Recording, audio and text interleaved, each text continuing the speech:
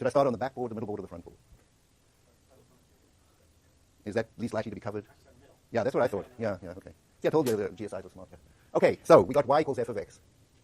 And an example is, what do I call this function? Ax plus b, linear. And ax squared plus bx plus c. Okay, k over x. What's k over x? Yeah? Yeah, also called hyperbolic. Does anybody remember that? Who studied conic sections? I don't think people do that anymore. But it's really fun. It goes back to the ancient Greek. How many of you like history? Okay, you all need to like history. Why? That, and what else? You pardon? Okay, what else? Yeah, so hidden in there is not repeating mistakes, but we keep repeating them. Okay, so what's an exponential function? If I say to you, okay, let's start, what is a power function? So let's see power. A power function is y equals x to some power. Okay? And a special case is if this is 1, it's going to be a special case of a linear. I could put a constant in front of here if I wanted to, and so on. What is an exponential function? Y equals, sorry? E to the x. Okay, that's a little more sophisticated than I want. I want a more general case. So E is a special number, A is a general number to the x, of which E is known as the Euler number, but when we talk about exponential, we usually, or very often, use the base E. Does anybody know why we use the base E rather than something else? Sorry? Yeah, a to the 0 also equals 1. E to the 0 equals 1. They both do. There's another good reason. Yeah? Okay, what's special about the natural log? Okay, but why? That comes back to why E. What's good about E? What's good about E? What's good about the number 1? It's what? Yeah, it's the multiplicative identity. What's good about the number 0? It's the additive identity. What's good about the number E? Yeah? Right, so it's kind of the differential identity. So that's why E is good. Okay, so you may not know this, but from 1815 to 1895, the US population grew as though it were following an exponential growth curve. So here's the numbers, and here are the points on a graph, and here's an exponential curve that was fitted to the first 50 years, but then we see after that, it's not growing quite as far as exponential. So what was happening was something that Malthus told us about. Anybody know what Malthus said? Who was Malthus? Yeah, carrying capacity. Anybody know about, more specifically, what he said? Yeah? That killing people, did he say? Oh, okay, yeah. No, I'm for that, but we've got to be very careful about how we do it. People, we're not going to kill them, but they're going to die from starvation. So Malthus said that that the rate at which resources grow, in particular land comes into use and agriculture can generate food, is arithmetic, is like a linear function of time. However, the population is growing in a geometric fashion, and that's in a fashion where you've got some power. And so there's a mismatch, and what happens is that ultimately individuals will start to die because of starvation. Is that happening? Yeah, where is it happening? Huh? Some third world countries, yeah. And why is it happening? Have we outgrown the resources of the world? So, I mean, in America, basically, most of us throw away half the food we eat. So it's a question of distribution. So there's enough for everybody. The question is, is there enough for 7 billion? Seems like it. Is there enough for 15 billion? And what we have to do. And is there enough for 50 billion? And so this is a problem that I don't have to solve, but maybe you do. And hopefully what we do in this class will help you. So anyway, if you look at the rate at which this population is growing, and I'm not going to go through the details, it's growing approximately 33% each decade. And so if T measures decades, and you start off with 8.3 million people, and you increase this by 1.33, which is saying 33% every unit of time, and unit of time is a decade, then you'll begin to generate this curve, and you'll generate the blue line, and then the blue line will begin to depart from the red points. But this is a way of getting some estimate of a model that says our model of the of the American population from 1815 to towards the end of the century is 8.3 times 1.33 to the power T, where T is measured starting in 1815 in decades. So that means T equal to 1 is 1825. T equal to 2 is 1835. So don't be fooled just because you see T that it means years. Why would it mean years? It could mean days, months, decades. So everything's got to be done appropriately. So you see here that this is an example of an exponential function. So an exponential function are functions of this form. And I don't want to discuss them too much anymore, and you can read up about them. When you have exponential functions, you say, how do I calculate the doubling time? How long will it take the population to go from its present value to double its present value? And so if you go through example 2 in the calculus textbook, this is all in section 1.4 that we're going through here, section 1.4, you can read this stuff. I don't want to bore you with going through these details in the class. Then there are more interesting problems, like have any of you sort of sat in the pub and looked at your beer and it's getting lower and lower and you're not drinking it? Who's had that experience? Were you kind of dismayed, or did you understand what was going on? Well, what's happening is the bubbles are popping on the front. So there were some scientists in Germany, no less, where else, who were perturbed about this problem, and so they wrote a paper and they got something called the Ig Nobel Prize. So there are Nobel Prizes for great work and Ig Nobel Prizes for even more interesting stuff. And this got an award for being interesting. And they looked at some data they collected, and they fitted a model, and they could say, how many minutes do you have to wait for half the froth to disappear? And so you get doubling times and halving times. And now we come to this mysterious number E. So what kind of number is E? You all know the different kinds of numbers, like natural numbers, integers. It's irrational. Is there anything more you can say about what kind of irrational it is? It's real, great. Anything else? Transcendental. Who knows what transcendental means? Okay, so any number that you can solve from an algebraic equation, like x squared equals 2 means x equals, I can't write down the answer, so I introduce this funny notation called a surd, called root 2. It's irrational because it doesn't have a terminating decimal form or a recurring decimal form, or I can't write it as the ratio of n over m, where n and m are integers. It just goes on and on. So the number root 2 is irrational, but then there's the number pi and the number e.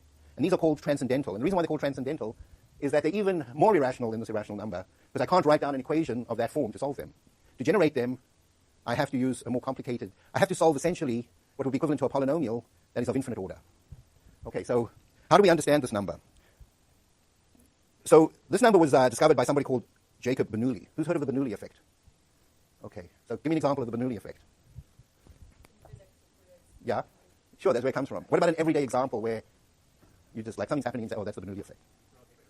Huh? A paper airplane and a real one, actually, a real airplane. So my favorite example is when you stand in the shower and you switch on the water and the shower curtain sort of gets sucked into you. Who's experienced that? Yeah, that's the Bernoulli effect. Okay. So this is a smart guy who knew a lot of stuff. And so he was exploring compound interest. And he was thinking, okay, my bank is going to pay, I give them $1, and at the end of the year, they're going to give me 100%. So they're going to give me $2. But what happens if I say to the bank, I want a payment halfway through, and then I want interest on that payment as well? So I don't want to pay annually. I want you to pay me half yearly. So in that case, you start off with $1, and you do the calculation, and you find out that you'll get $2.25 instead of $2.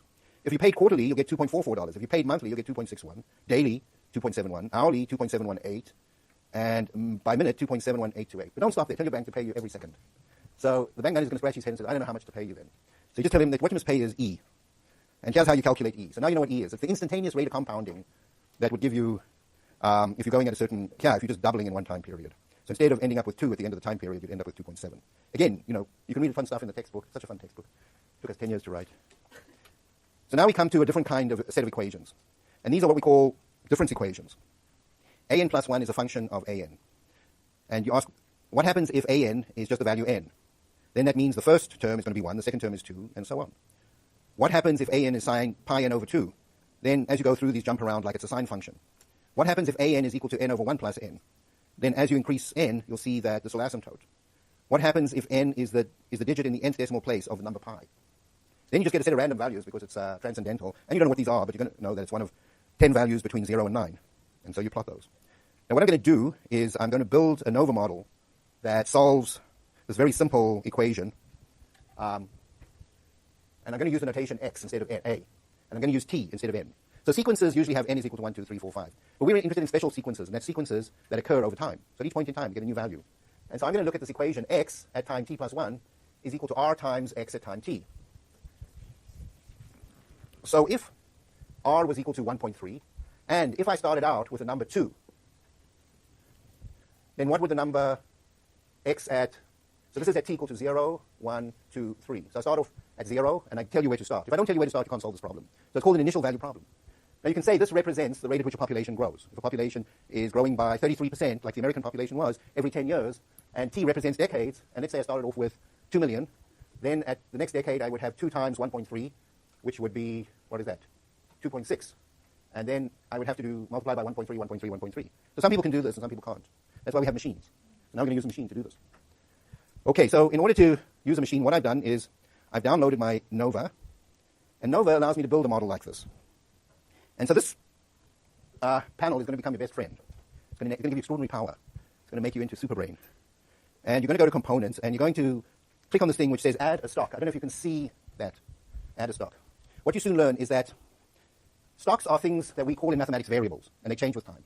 So it's an amount of something that's changing with time. That's why I call it a stock. So there's this sort of crazy language that's not mathematics, but that comes from the simulation sciences. So the simulation sciences was developed for everybody, and not just mathematicians. So mathematicians have their own language, and people who do simulations have a more general language that seems more like English.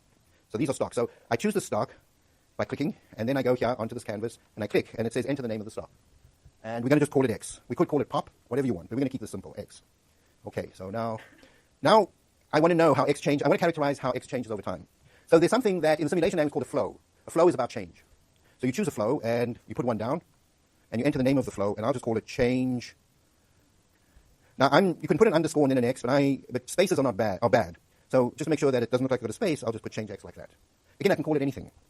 And what I'm building here is x is the stock, and the change is how I express the calculation on what's the next value. And now I take this cloud-looking thing, and I just dock it there. Okay? So, and you can move these things around very easily. And now I need a term called r. And in mathematics, these constants that appear in equations, r is a constant, or sometimes you can call it a term, but it's called a parameter from the mathematical point of view. I choose one of those, and I put that down, and I'll call it r. Okay? Now, in this little valve over here, that represents the right-hand side of my equation.